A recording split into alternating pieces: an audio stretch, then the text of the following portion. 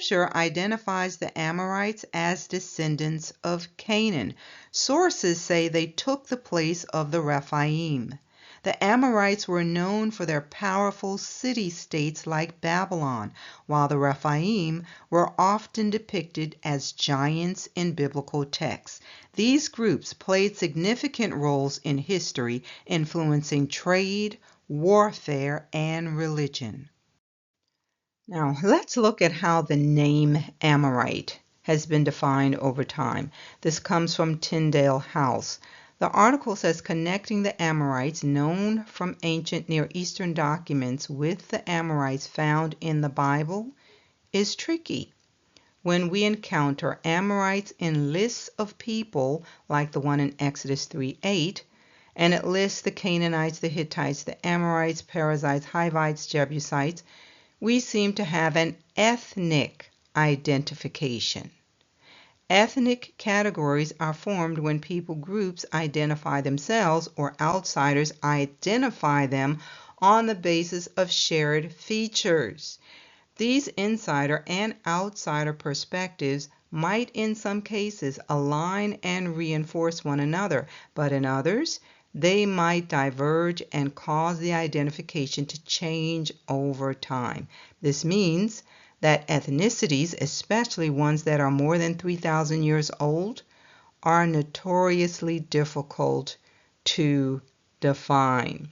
So we see that these descendants of Ham, initially thought to have Negroid features, now look like Indo-Europeans. So not only the name, we also see that the features changed over time. It goes on to say that when we read about Amorites in the Bible, we are getting an outsider's perspective rather than the self-understanding of these people.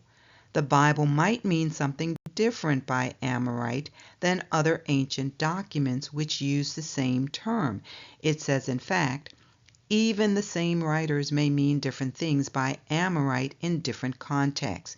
In the extra-biblical documents, the term Amorite may refer to a direction, as in the West. It can also refer to a deity, the god Amaru. And the word can also refer to a language, a region or state on the Mediterranean coast, and to people groups with shared identities along less political lines. So we see that the term Amorite is not just talking about the original descendants of Canaan. However, when referring to Scripture, most people assume that it is. Was it all designed to deceive the masses about history? Because when we read about the people called the Amorites in Scripture, it is apparent that something happened to cause the original people to be replaced by other groups that came from the north. The seed of Japheth migrated to the north, intermingled with a subspecies, and they were basically whited out. Let's look at this article written by Dolly Jorgensen and Virginia Langham entitled Visions of North in Pre-Modern Europe. It says the population inhabiting mythical or actual areas is an integral part of all tales about North. Whether these stories treat incredible creatures or historical tribes occupying northernmost lands, they present useful tools for unveiling and understanding what North represented for respective authors and for discovering underlying rationales. I'll drop down. It says Homer knew about nameless people inhabiting the farthest north, says Strabo, and he was also informed about their way of life. So who are these nameless people in the north? Well, let's see if we can figure it out by looking at where they lived. It says Strabo believed that they came from Thule in Ireland. Strabo believed that Ireland was the northernmost inhabited point. Procopius reported that 13 nations lived on Thule, and each nation had its own king. The most numerous are the Gauti, and the most characteristic are the Scrithopeni, who are said to be like beasts in their ways. Then he gave a report about the religious practices of Thule. He says, but all the other inhabitants of Thule, practically speaking, do not differ very much from the rest of men, but they revere in great numbers gods and demons, both of the heavens and of the air, of the earth and of the sea, and sundry other demons, which are said to be in the waters of springs and rivers. So we're talking about marine kingdom spirits. It says, and they incessantly offer up all kinds of sacrifices and make oblations to the dead. But the noblest of sacrifices in their eyes is the first human being whom they have taken captive in war, for they sacrifice him to Ares, whom they regard as the greatest god. And the manner in which they offer up the captive is not by sacrificing him on an altar only, listen, but also by hanging him from a tree. Do we know who we're talking about here? The first thing listed in terms of how they offer up those they take captive is to hang them. Let's go ahead and say they lynch them. But it goes on to say that they do things that are the most extreme forms of death. Let's look at this journal article entitled, Some Sea Peoples and Others in the Hittite Archives. It says, in seeking for further light on the sea peoples mentioned in Egyptian inscriptions of the New Kingdom, there has hitherto been only one possibility open to us, and that has been to compare their names with those of classical times, jumping over a period of nearly 1,000 years. This comparison has of course been helpful, suggesting as it does that at the time when we meet with them in Egyptian records, some of the tribes were coming from the north of the Mediterranean and from Asia Minor, and were in the act of migrating to the homes where they were later to become famous. Such, for instance, have been the Shurdan, the Shekelesh, the Peliset, the Akawash, and the Mashwash, but the fact that they were migrating has made it impossible to locate them exactly in Asia Minor. For by classical times, many names have been duplicated, usually one in the northwest and another to the south or southeast. Let's go on. So who are the sea peoples, really? On the left, there are some names as listed on the Egyptian records. I highlighted a few. The Luga people are associated with the Lycians. They migrated to Crete. They were known for their unique customs, such as naming themselves by their mothers' names rather than their fathers'. We talked about this previously, that it was the mother's blood that gave them legitimacy. They could not claim the legitimacy from their fathers because they were not sons of Adam. Also, we have here the Peliset. They are the Philistines. This is how they ended up in the Promised Land. You also see the Shurdini. They are the same as the Shurdan. But the author says this is a comparison of the names of the sea peoples from the records of the Egyptians and Hittites against the records of Ramses II at Kadesh. I'll drop down. It says, it is strange that some of the tribes who are most prominent in Egyptian records do not seem to appear at all in the Hittite records. These are primarily the Shurdan and the Peliset.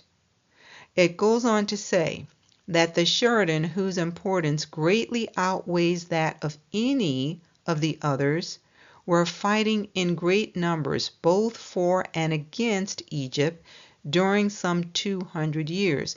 The Peliset, the Philistines of the Bible, were late in coming in force.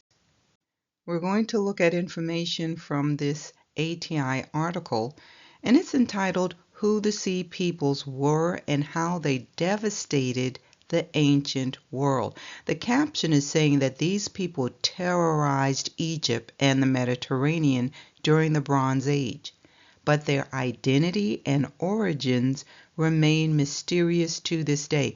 No, I think we know who they are. They are still taking on the identity of others and terrorizing the world. We know them by their fruit. The article says in the 12th century BCE, Bronze Age civilizations began to fall like dominoes.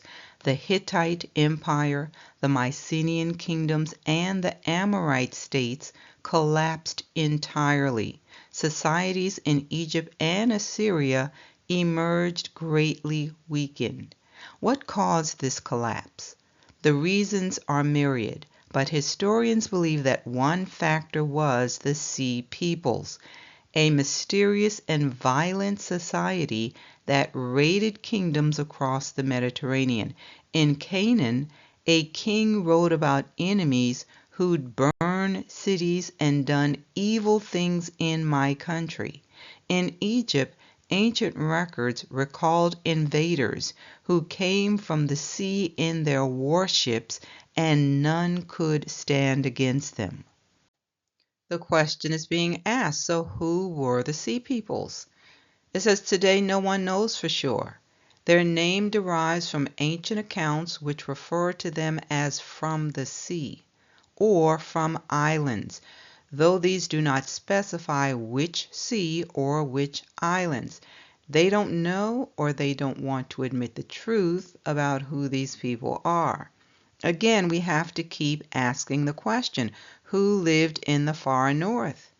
It was the population of Japheth. It says, but present-day historians have some theories.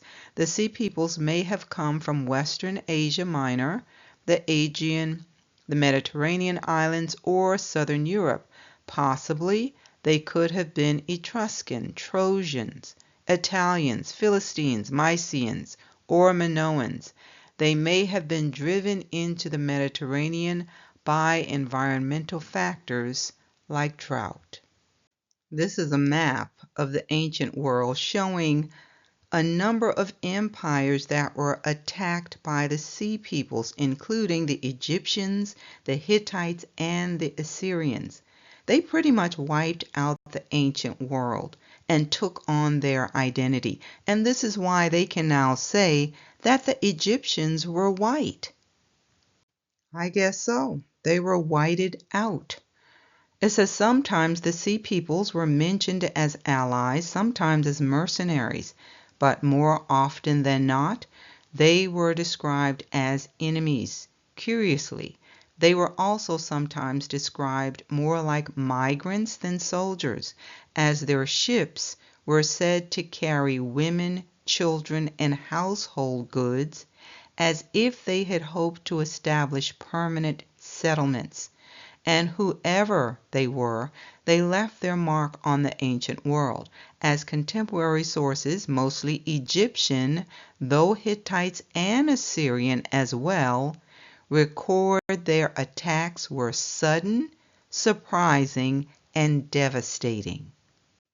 It says after this point, the Sea Peoples mostly disappear from the historical record, leaving more questions than answers. Did they really disappear? Or did they take on the identity of those they colonized? So the question is being asked, where did they come from? Why did they leave their home territory and attack the Egyptians and other ancient societies? How come they were so effective in their attacks? They were effective because hybrids were in the mix. It says, and what happened to them after the reign of Ramses III? No one knows for sure, but scholars believe that the Sea People, who harassed ancient societies for centuries, helped trigger the collapse of the Bronze Age in the 12th century BCE. Let's dig a little deeper into these sea peoples. We're going to look at the Pelashet. It says, towards the end of the 13th century BC, the international system in the Near East began to break down. Communications between the many smaller states, especially in Syria and Canaan, and the kings of Babylonia, Egypt, Elam, the Hittites, Mitanni, and the Assyrians gradually broke down as the events overwhelmed many of them. Well, what was happening? They were being colonized. It says the system was inherently unfair, making the poor even poorer, often dispossessing them of everything. Sounds familiar? It says during the second millennium BC, growing numbers of people left the cities to escape, often joining rogue groups which were known as Habiru. It says these groups not only maintain a way of life which was free of the control of the major kings, they also raided their cities and supplies. Then the region was hit by climate-induced drought and a loss of crops during the 13th century BC. So these folks moved in, and now they're hit with a drought. It says food supplies dwindled, and the number of raids by the Habiru and other groups of peoples who had also banded together greatly increased until, by about 1200 BC, this flood turned into a tidal wave which destroyed the Hittites and many Anatolian and Syrian cities and states. A dark age descended on the eastern Mediterranean region. It goes on to say the term sea peoples was used to refer to the mass of raiding and migratory peoples who existed in this period. They frequently took everything with them on their attacks, wives, children, and belongings, and often settled in any territory which they managed to conquer. So it says the Pelashet were part of a combined force of the sea peoples, which attacked Egypt in 1179 and 1176 BC. The Egyptian scenes of the battles which took place show the Pelashet to be clean-shaven, wear a paneled kilt, a chest protector, and a circle of upright reeds or leather strips on their head. At around the same time, they also grabbed territory for themselves on the coast of the Levant, and perhaps initially used this as a base for continued attacks on Egypt. The regional city of Gezer and others were destroyed around the same time. It says the Pelashet may have been relatively small in number, but highly advanced in terms of arms and fighting ability. They didn't have homes, but they had weapons of warfare. It says, allowing them to take over the region and dominate as a new layer of nobility. So their highly advanced arms and fighting ability is what allowed them to go in and quickly colonize these regions and then begin to rule as the nobility in those areas. It says their origins are unknown, but as with other sea peoples, they are generally believed to have originated in western Anatolia or the Greek islands. Then they intermarried with the natives in the Levant to quickly replace the European elements in the DNA of their descendants. In time, they entered records which would become part of the Old Testament in the form of the Philistines. I hope you caught that part, that the admixture quickly changed the DNA of the population. It was a whiteout. Do you see that the landscape had already changed by the time the children of Israel were ready to take the land? These people were already entrenched in the promised land. And this is why the Most High told our ancestors to wipe them out. The thing is, our ancestors allowed another generation of them to populate in the land because of the 40-year delay. They had more of them to fight. So we need to understand that the timing of the Most High is perfect. The chosen people were supposed to go into Egypt at a specific time and leave at a specific time because our Father knew what was taking place in the region. There is a lot more to share on this. Let's keep going. I want to go back to this passage that we read last time. This is from Jubilees 29, and it says, "They used to call the land of Gilead the land of the Rephaim, for it was the land of the Rephaim, and the Rephaim were born there, giants, whose height was 10, 9, 8, down to 7 cubits. And their habitation was from the land of the children of Ammon to Mount Hermon." So there is a reason that it's in close proximity to Mount Hermon. It says, "And the seats of their kingdom were Karnaim and Ashtaroth and Edrei and Meshur and beyond. And the Most High destroyed them because of the evil of their deeds. For they were very malignant, and the Amorites dwelt in their stead, wicked and sinful. And there is no people today which has wrought to the full all their sins, and they have no longer length of life on the earth." Now we cannot miss this connection here between the Amorites and the Rephaim. And then for this passage to say that no other people were more wicked and sinful than the Amorites, we already know that the Rephaim were hybrids, and they were extremely wicked. But this says the Amorites took their place. Are we still talking about the original sons of Canaan? This information comes from Bible Hub, and it's entitled, "Who or What Were the Rephaim?" It says the term Rephaim appears in multiple Old Testament passages, while various translations interject the concept of giants. The Hebrew root Rapha can imply both healer and weak or dead in different contexts. The Berean Standard Bible consistently renders this term in ways that align with the surrounding scriptural descriptions, indicating a group of people of great stature, or might in certain passages reference departed spirits. Now, if you remember, Enoch talked about the giants, and when they died, they had to roam the earth as spirit beings because they had nowhere to go. They became demonic spirits, evil spirits with no body. Let's go on. This information from Biblical Archaeology Society is going to confirm some of that.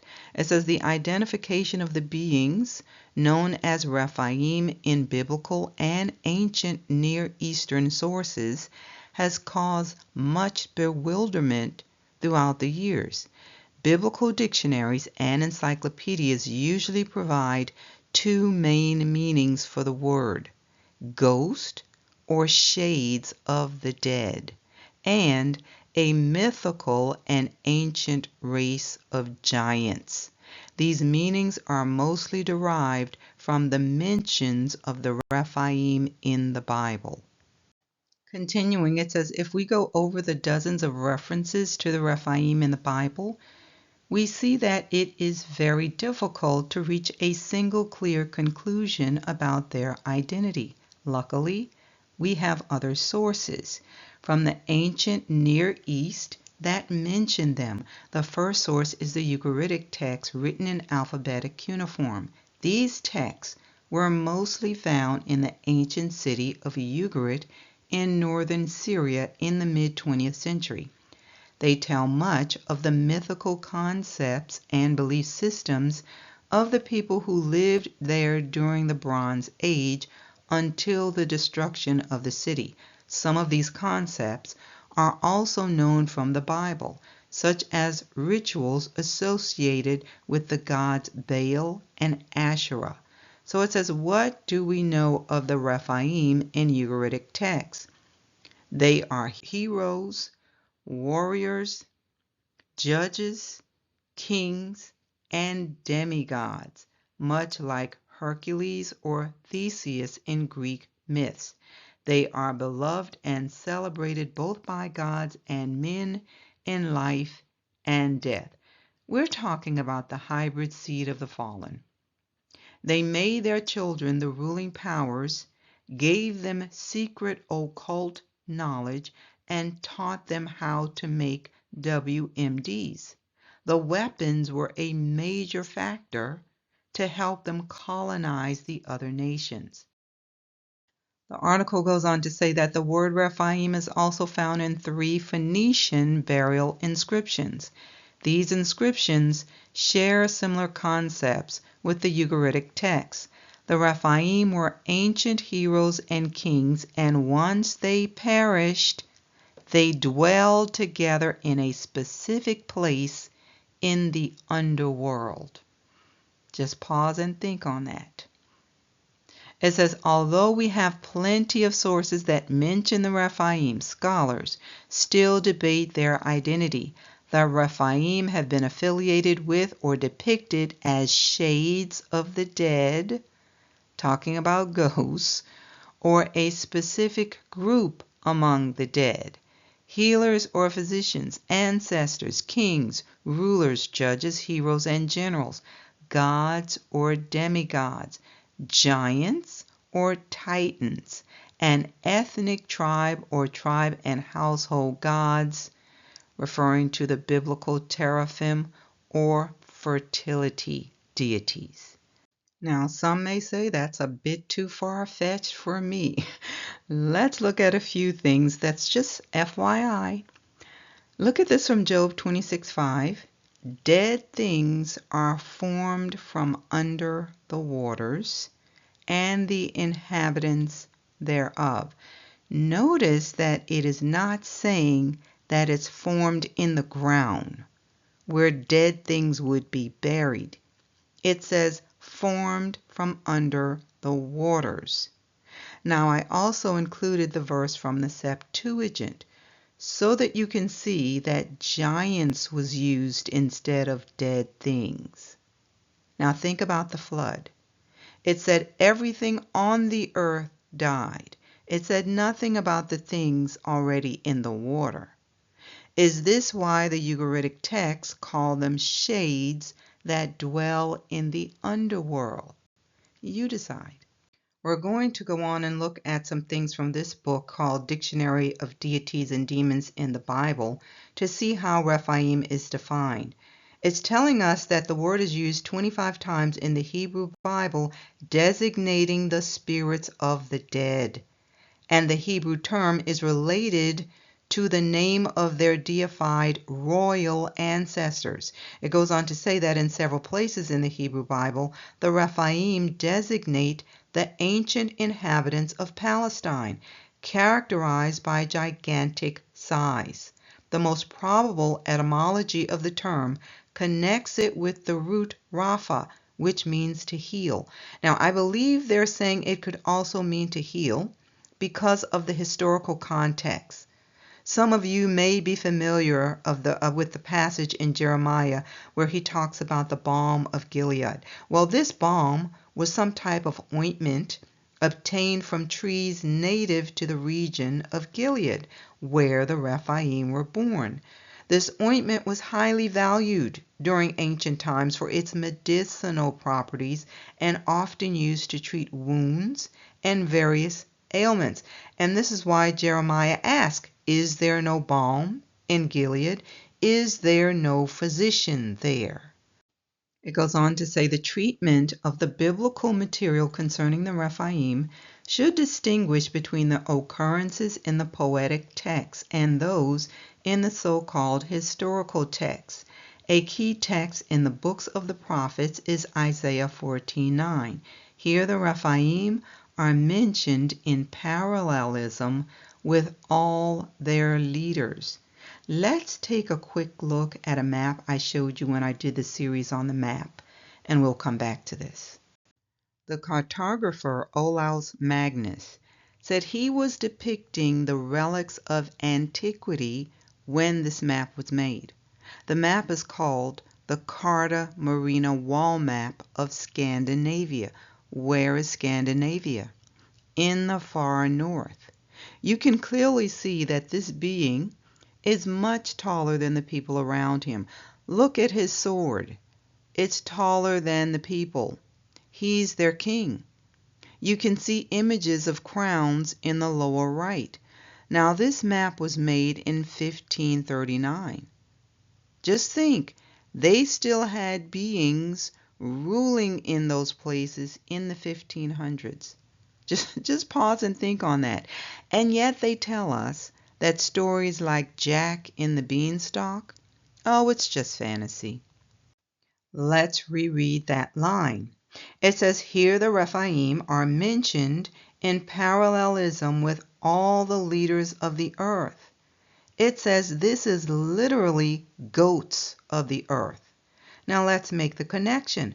Baphomet is often referred to as the what? Goat god, and is associated with occult traditions and has historical ties to the Knights Templars. It says this is also referring to all the kings of the nations, as in the Goyim. This is talking about the Gentiles. You all, there is still so much more to share on the Amorites, but we'll have to pick up here next time. I hope that this message has been a blessing to you. Please hit the like and share it. You're also welcome to subscribe if you have not already done so. We normally upload messages on Sunday mornings at 8:30 a.m. Yah willing. Join me next time.